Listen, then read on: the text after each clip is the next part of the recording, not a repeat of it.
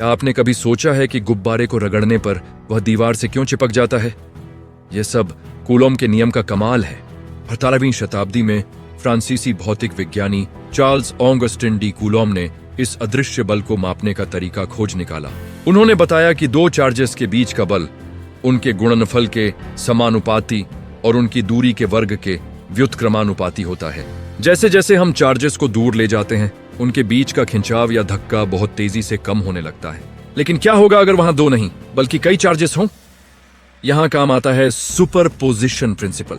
हर charge अपना स्वतंत्र बल लगाता है और कुल बल इन सभी व्यक्तिगत बलों का वेक्टर योग होता है। यह केवल किताबों तक सीमित नहीं है। आपके ऑफिस में रखा लेजर प्रिंटर इसी सिद्धांत पर काम करता है। प्रिंटर का ड्रम चार्ज होता है और कूलोम बल के कारण विपरीत चार्ज वाली स्याही के कण कागज पर सटीक जगह चिपक जाते हैं। नैनो टेक्नोलॉजी की दुनिया में कूलोम बल इतना शक्तिशाली हो जाता है कि यह इलेक्ट्रॉन के बहाव को भी रोक सकता है।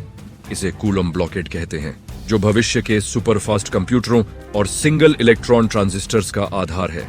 पर्यावरण को बचाने के लिए फैक्ट्रियों की चिमनियों में इलेक्ट्रोस्टैटिक प्रेसिपिटेटर्स का उपयोग किया जाता है। यह उपकरण जहरीले धुएं से कणों को चार्ज करके उन्हें खींच लेते हैं, जिससे हवा साफ रहती है।